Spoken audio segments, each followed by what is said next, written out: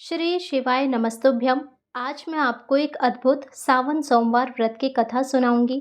मान्यता है कि जो कोई भी इस कथा को सुनता है उस पर माता पार्वती और भोलेनाथ की असीम कृपा रहती है। बस मेरा आप सभी से एक अनुरोध है कि इस कथा को बीच में ना छोड़े, पूरी कथा सुने। आइए कथा आरंभ करते हैं। एक बार की बात है, भगवान शिव और माता पार्वती कैलाश पर्वत से पृथ्वी लोक का भ्रमण करते हुए अमरावती नगरी में पहुँचे। उस नगरी के राजा ने एक अत्यंत सुंदर और भव्य शिव मंदिर बनवाया था। शिव और पार्वती जी ने उसी मंदिर में कुछ समय निवास करने का निश्चय किया। एक दिन मंदिर में बैठे हुए माता पार्वती ने भगवान शिव से कहा, हे प्राणनाथ, आइए आज हम दोनों मिलकर चौसर का खेल खेलते हैं। भगवान शिवजी मुस्कुराए और बोले, प्रिय पार्वती, मैं तैयार हूँ। खेल आरंभ हुआ। उसी समय मंदिर का पुजारी वहां आया। वह बहुत ही ज्ञानी और धर्मात्मा व्यक्ति था। माता पार्वती ने पुजारी से पूछा, हे पुजारी, आप बताइए इस चौसर की बाजी में कौन जीतेगा, मैं या महादेव? पुजारी ने बिना सोचे समझे और शायद भगवान शिव को अधिक सम्मान देने के लिए कह दिया, हे देवी, इस बाजी में निश्चित रूप से महादेव ही जीतेंगे। लेकिन खेल का परिणाम कुछ और ही था। इस बाजी में माता पार्वती की जीत हुई। पुजारी के झूठ बोलने पर माता पार्वती अत्यंत क्रोधित हुई।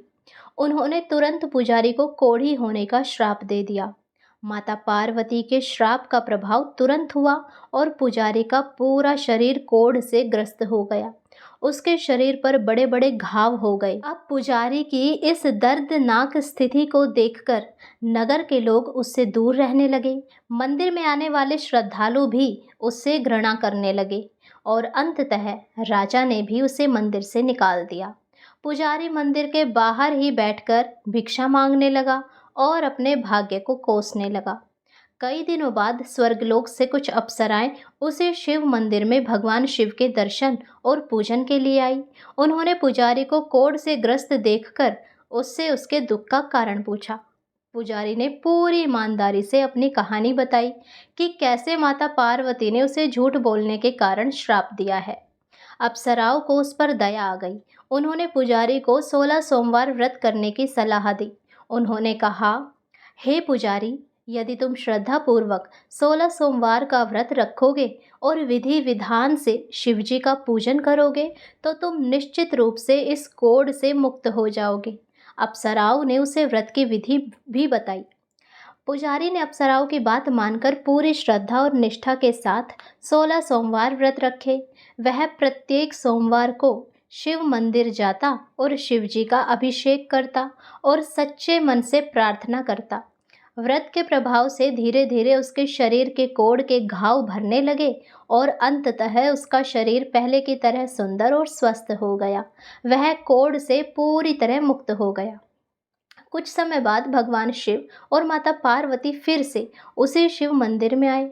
उन्होंने पुजारी को स्वस्थ और प्रसन्न देखकर आश्चर्यचकित होकर पूछा, हे पुजारी, तुम कोढ़ से मुक्त कैसे हुए? तुम्हें किसने ठीक किया? पुजारी ने हाथ जोड़कर पूरी विनम्रता से अपनी कथा दोहराई कि कैसे अप्सराओं की सलाह पर उसने 16 सोमवार व्रत रखे और कैसे भगवान शिव और माता पार्वती कृपा से उसको कोढ़ से मुक्ति मिल गई।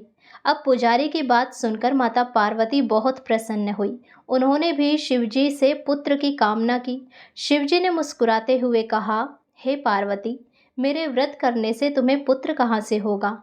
लेकिन माता पार्वती ने भी उसी श्रद्धा से 16 सोमवार व्रत रखने का निश्चय किया।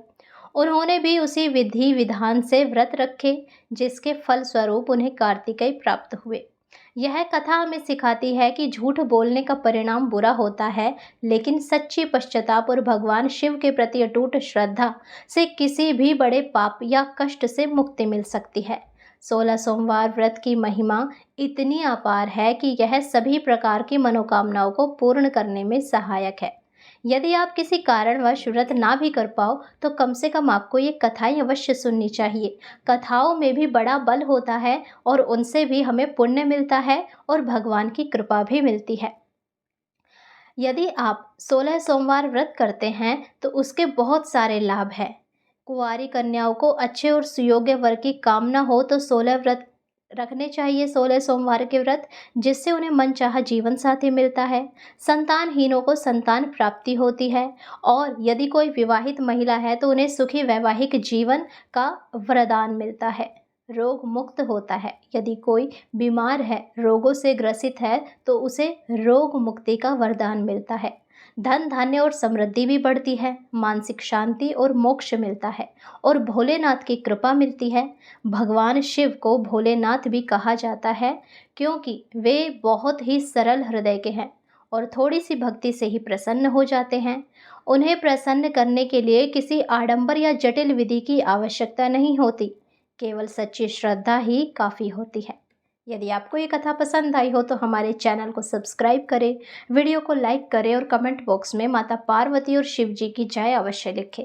और इस कथा को अपने भाई बंधुओं, सगे संबंधियों सभी के साथ शेयर करें ताकि सावन के पावन महीने में वे इन कथाओं को सुनकर अपने आप को शिवमय बना पाएँ और शिव भक्ति के मार्ग पर आगे बढ़ पाएँ।